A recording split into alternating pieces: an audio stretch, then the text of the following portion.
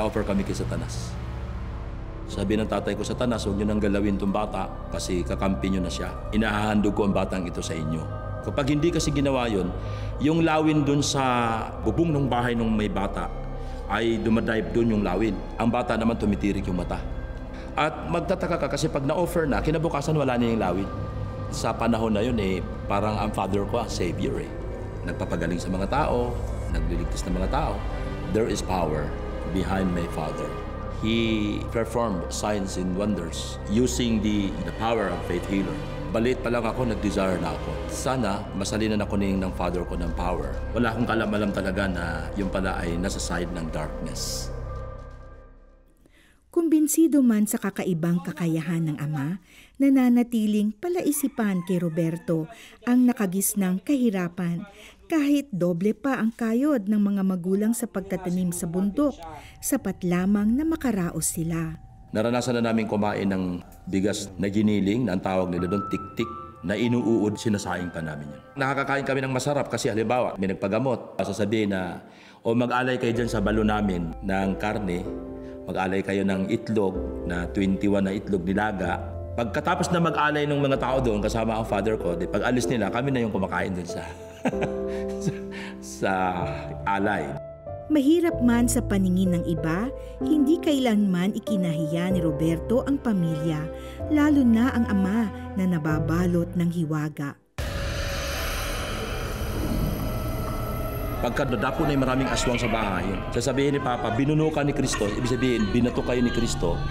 So, ang aswang maririnig mo rin, paunti-unti, naglalahaw din siya. Never kaming nakapupunta sa church. Parang display lang kasi sa amin ng church Wala naman talaga ang kapangyarihan dyan kasi ang kapangyarihan nasa father namin. Nag-iisip ako, bakit kaya lumalayas din yung aswang?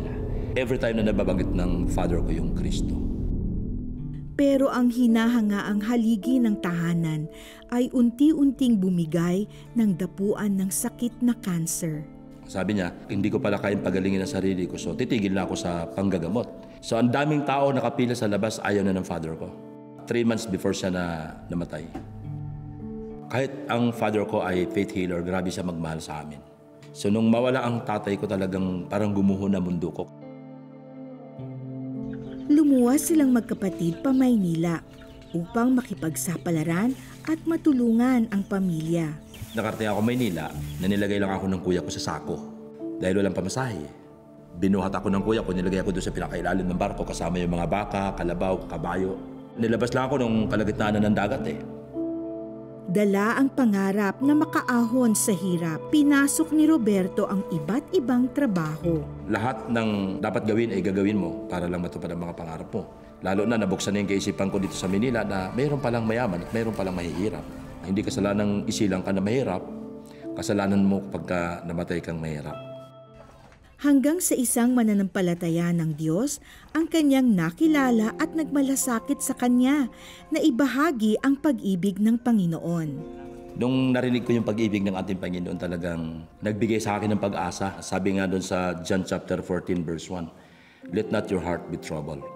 Believe in God, believe also in me. In my Father's house are many mansions." So, aware na ako, may mansions na kalaan para sa akin. May Kristo na namatay sa bundok ng Kalbaryo para sa akin. Mayroong nagmamahal sa iyo, may nagpatawad ng iyong kasalanan. So talagang tinanggap ko ang ating Panginoon.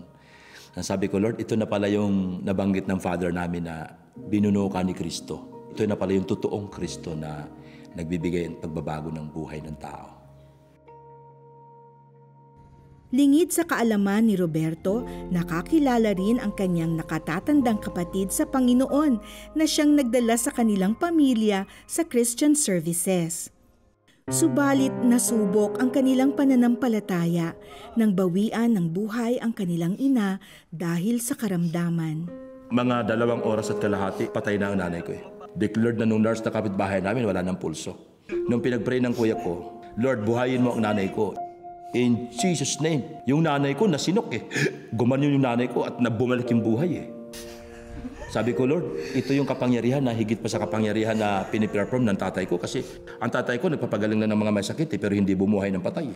Mas makapangyarihan ang Diyos na kinikilala ko ngayon kaysa sa Diyos na kinikilala ng aking Father. Sumailalim ang kanyang pamilya sa programang Redeeming the Land para tuluyan silang makalaya sa kapit ng kadiliman. Ito lang na na-born again kami, na-realize ko na kaya pala ganun katindi ang kahirapan sa aming side. Kasi involved ang father ko sa pagiging faith healer. Kita mo na sa Bible na may curse talaga from the first generation down to the third, fourth generation. Pag pipray yun, mayroong casting out, binding and loosing na ginagawa sa tao para ma-redeem yung tao. Kinuwento namin lahat yung aming stronghold sa family. At talagang ni-renounce namin lahat yun. Sinuko namin lahat kay Lord. Grabe ang manifestation ng Panginoon sa amin. Ang bilis ng redemption sa amin, kapatid. Nagkaroon ako ng kalayaan, yung kapayapaan.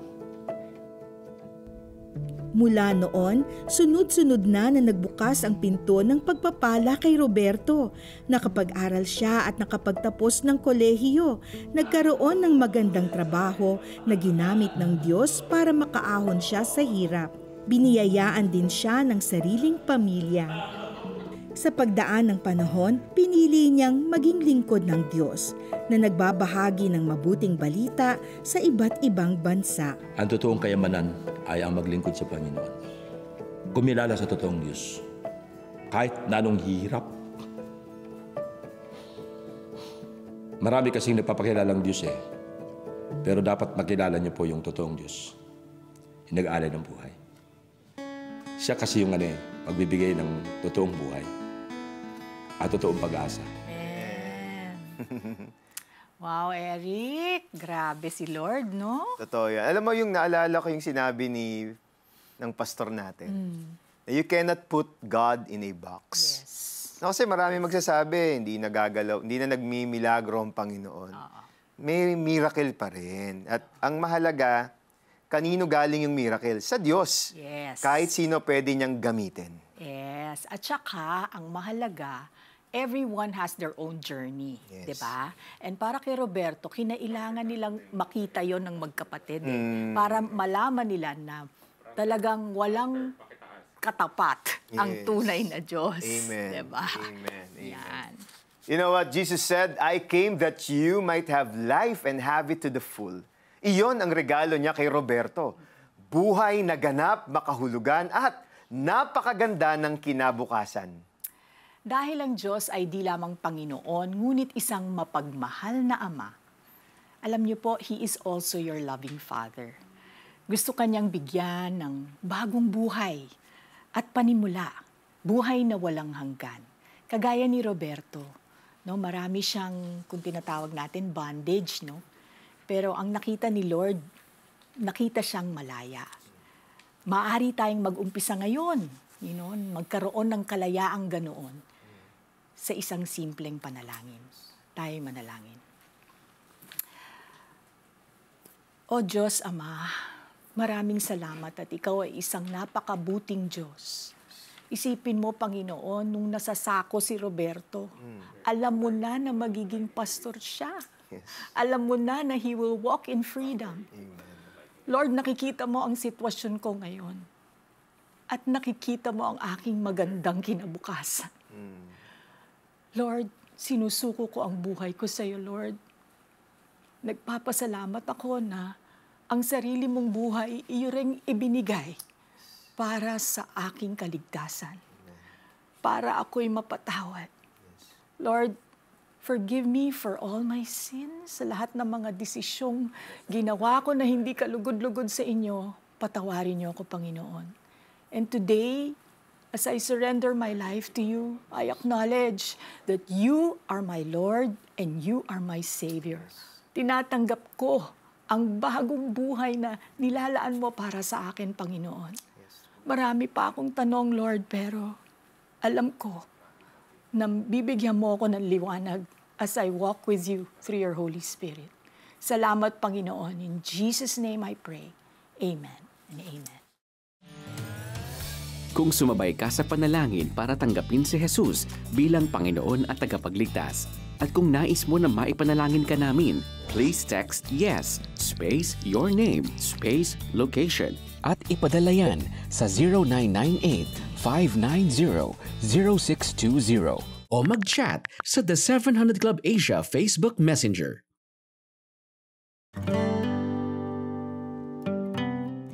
Health problems, financial difficulties, broken relationships can leave us overwhelmed, discouraged, and defeated.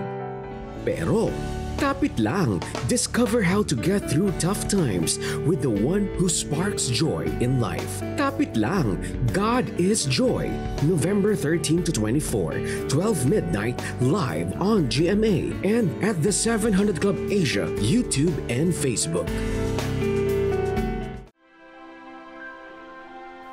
Ito ang sinabi ni Lord na makapangyarihan sa lahat. Babalik ako sa Zion at maninirahan sa Jerusalem. Maraming tao at malalaking bansa ang magpupunta sa Jerusalem para mag-pray at para makasama si Lord na makapangyarihan sa lahat. Yes, Lord, kasama na sana ang Russia, China, ang mga Palestino at ang buong Middle East. Jesus, patawarin niyo po at baguhin ang mga nagpe-persecute at gumigyera sa mga Hudyo at Israel. Teach them, Lord, to love the nation and the people you love. Remove, Lord, their blindness and hatred and fill their hearts with your peace. Para sama-sama namin kayong sambahin sa Jerusalem, the city of peace. Amen.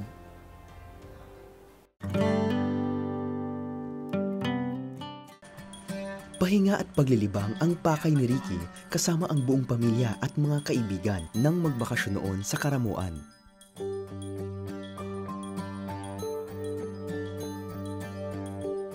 Mahaba ang naging biyahe papunta sa nasabing isla.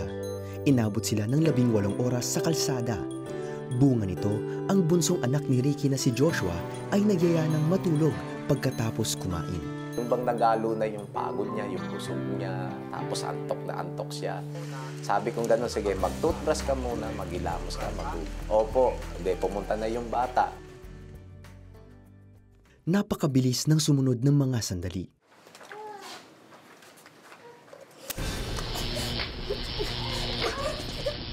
Pagkapasok ko sa kwarto, nakita ko si Joshua nakabulagta. Inisip ko naman na nadulas yung bata. Nung pagkahawak ko sa kanya sa left hand niya, nag-ground din ako. Nagulat din ako. Then binitawan ko siya. Sabi niya si Diyos, bigla niyang nasabi sa huli, na kuryente. Ayun na, tumayo na ako. Sabi ko,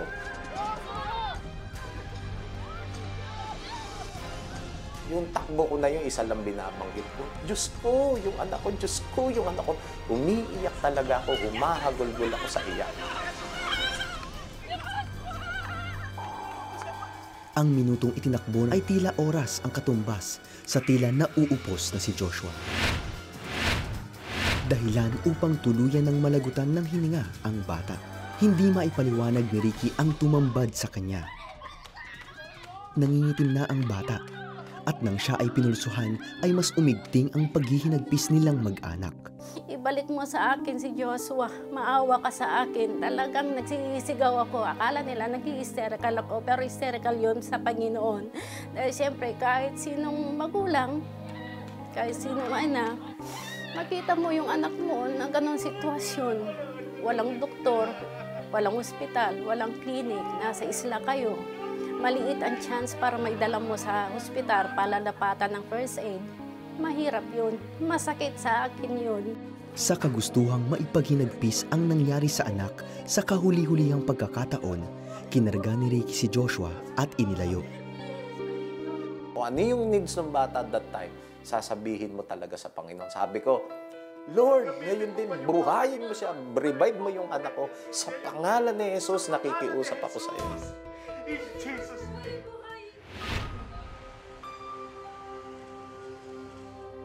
Ipinanganak ng may karamdaman si Joshua. 41 taong gulang na noon ang may bahay ni Ricky nang siya ay isinilang. Nagkaroon ako ng 3 miscarriages. At yan, naging habitual miscarriages yan sa akin. Kaya isang factor yan na maliit ang chance para ako'y magbuntis. Subalit, pananampalataya ang naging sandata ng mag-asawa noon para di matuluyang maging blue baby ang bata. At nangyari ito. Yun yung mga pinagdaanan ng anak ko eh. Yung sabi nga, pwedeng lumabas ito na gulay yung anak po ninyo, handa niya yung ano nyo. Hindi, sabi ko, hindi, papayag.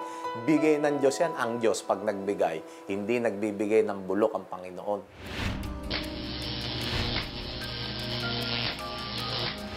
Siyam na taon ang lumipas at kasing tindi ng pananampalataya noon ni Ricky ang pinanghawakan niya sa pagpanaw ng anak. May sumunod sa likod ko, Si Brother Eric. Dito ko lang naisip na-realize na parang ano pala ang feeling ng nire-revive. Nung pagkatapos paghiga ni Pastor, hinawakan ko yung dibdib niya, iba yung kalabog ng puso niya. Yung talagang mararamdaman nyo yung talagang kare-revive lang. Diyos, kilala mo ko. Sino ko? Salamat. Ikinagulat ng lahat ang nasaksihang pagbalik ng buhay sa katawan ni Joshua. Yung time na yun, patay na talaga yung anak ko. Pero napakabuti talaga ng Diyos. Sa bilis ng paggaling ni Joshua ay hindi na kinailangan ang pagdala sa bata sa ospital. Bagkus, ang naunang plano ng pagsasaya ay naiba. In-invite ko sila na mag-pray kami.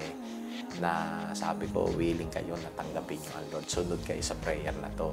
Nung nag-pray kami, sumunod lahat ng mga bisita namin sa prayer. Tumanggap sila sa Panginoon. Yung talagang sabihin mo, shocking yung nangyari. Pero yung ending, maganda pa rin. Yun ang kagandahan talaga, masasabi ko na pag nasa Panginoon ka, anumang masalimuot ang pagdaanan mo, ang ending pa rin yan. Napakaganda pa rin. Pagkalipas ng 2 buwan, punong-puno ng sigla ang batang si Joshua. Sa pagsisimula ng pasukan ay tanga ni Joshua ang pagliligtas at kabutihan ng Panginoon sa pagbibigay sa kanya ng pangalawang buhay.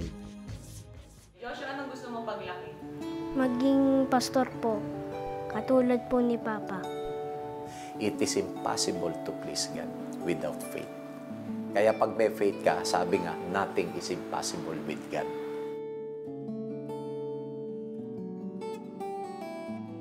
Grabe eh. Kapangalan pa nung anak ko. Diba? Alam mo, naalala ko nung bata ako, nakuryente rin ako, nagsaksak din ako ng electric fan. Pero baligtad eh. Si Joshua hinigop ako, tumalsik. No, maybe God is, iba-iba talaga. Iba-ibang experience, but there is still one God who really brings people from death to life. Amen. Diba? Amen. Yes, Jesus hasn't changed. You know, He can still do a miracle for you today. God said all things are possible for those who believe. Amen. Alam niyo po, totoo po yan. Because you know what? Even Jesus said to the woman who had an issue of blood, sabi niya, your faith has healed you. If you believe. That's why today we will believe. We will trust God. We will put our faith in God na kung ano man ang inyong pinagdaraanan, whatever you are praying for, any burden, any concern that you're going through, we will come to God believing that He can perform a miracle in your life today. Let us pray. Amen. Dear Heavenly Father, we are praying for people who are sick right now. Those who are going through ailments that sometimes the doctor even are not optimistic that they will heal, that they declared a life sentence already, that they will only live for a few months. But with you, God, all things are possible. You can extend, you can heal, and you can restore people who are in sickness, Lord God. We are praying for healing right now, for people who are in hospitals. Maybe you're watching right now in a hospital room, and you feel like you are giving up, but God has never given up on you. Thank you, Lord. All you have to do is reach out to Him right now and ask God to heal you in Jesus' name. Amen. In Jesus' name, you are healed. You are right now being restored from your DNA, your cell.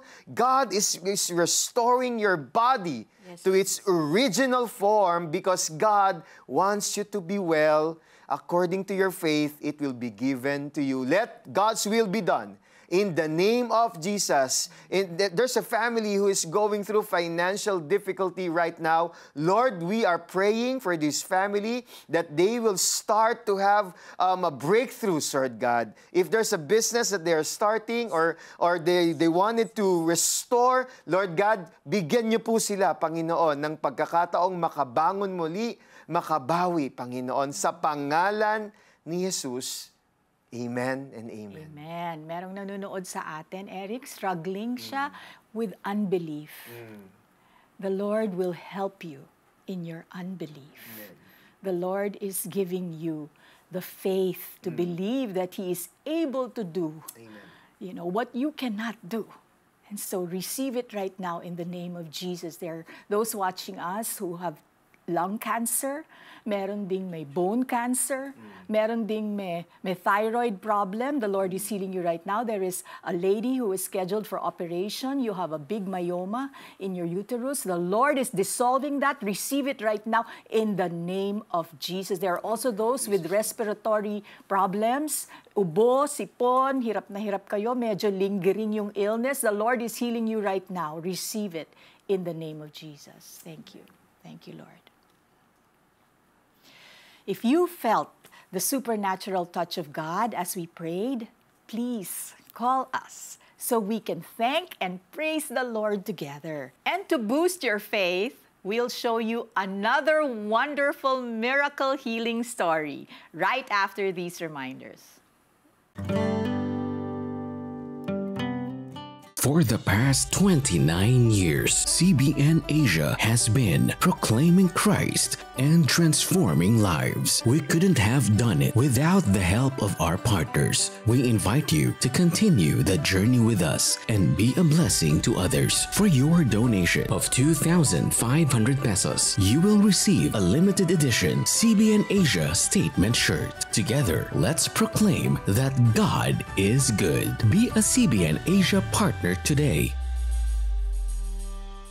Partners of CBN Asia, lend a helping hand to the helpless, bring hope to the hopeless. You too can transform countless lives with your donation of 1,000 pesos. Plus, you will receive exclusive streaming access to Facing Your Giants of Kata Inocencio. I found inspiration in the example of David, who faced the giant Goliath with just 5 small pebbles, but with great faith in a great God. Become a CBN Asia partner today.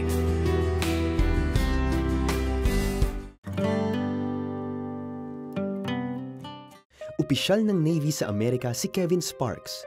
Disiplina at pagiging mabusisi ang isa lamang sa mga katangiang natutunan niya sa mahabang panahon ng pagsasanay sa kanilang base militar.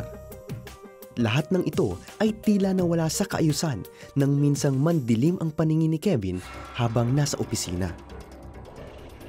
Wall behind me, which was maybe 5 to 6 feet away, just zoomed right into my face, and then it zoomed back out, and then everything began to spin. Stress ang unang naisip ni Kevin na dahilan ng kanyang pagkahilo. Subalit, minarapat pa rin niyang magpasuri sa kanilang klinika para makasiguro. So I stood up, and then all of a sudden I began to fall face forward to the ground. My upper and lower extremities just gave up. They didn't want to work. What? What's going on? Right away, he said, I just want to inform you that your husband was rushed to the hospital. Matapos ang tawag na iyon ay hindi maintindihan ni Lalen ang gagawin.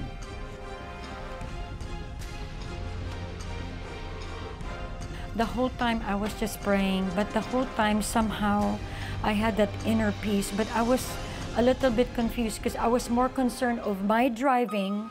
So naisip ko na kung aalaw ko yung emotion ko while I driving, baka naman ako ang madisgrasya. So I was really keeping control of my emotion.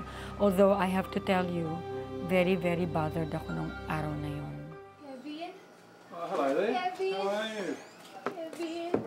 Doc? He's well. Pituitary adenoma ang tawag sa bukol na natagpuan sa utak ni Kevin. Singlaki ito ng golf ball at halos nakadikit sa kanyang pituitary gland. Isang bahagi ng utak na responsable sa metabolism, growth and development, tissue function at mood ng isang tao. Hindi lamang iyon ang naging problema ni Kevin. Sinabi pati sa akin nung doctor na hindi lang pwede siyang ma-paralyze pero he can be blinded for the rest of his life. So kasi nga pinupush nung tumor yung part ng vision niya. So again, ini-imagine ko yung husband ko blind. Parang hindi ko yata matake yun. I have to be strong for my husband. Because I've always believed na I'm Kevin's backbone. Na kapag weak siya, strong ako. Pag weak ako, strong siya. So I knew on that very day na I had to be strong for my husband. Agarang operasyon ang kinakailangan para sa kondisyon ni Kevin. Subalit bilang isang mananampalataya, ay iba ang kanyang panalangin, ang pagtunaw ng Panginoon sa tumor nang walang operasyon. My life is in your hands. My future is in your hands. If I'm to leave this world and be with you, so be it. If I'm to live and continue to serve you the best that I can, so be it. And the Holy Spirit speaks to me and He says, you're going through this procedure. So then this is where a trust, a bond that you have with your Lord and Savior. If you have that much trust in Him and He says you're going to go through this procedure, then my expectation is that something good is going to come out of all this. Isang linggo ang inilagi ni Kevin sa ospital bilang paghahanda sa nalalapit na operasyon. At dito ay unti-unting ipinakita ng Panginoon sa kanya ang dahilan kung bakit niya hinayaang pagdaanan ni Kevin ang lahat. A lot of people are coming through, and you know, it's just interesting. The love of God for them was just so tangible that God would begin to speak to them through me, you know, about their lives. There were some people that didn't know Jesus, but then the love of Jesus would begin to be shared. May 30, 2002, araw ng brain surgery ni Kevin Sparks. At nagkataong araw din ng kapanganakan ng kanyang may bahay na si Lalin.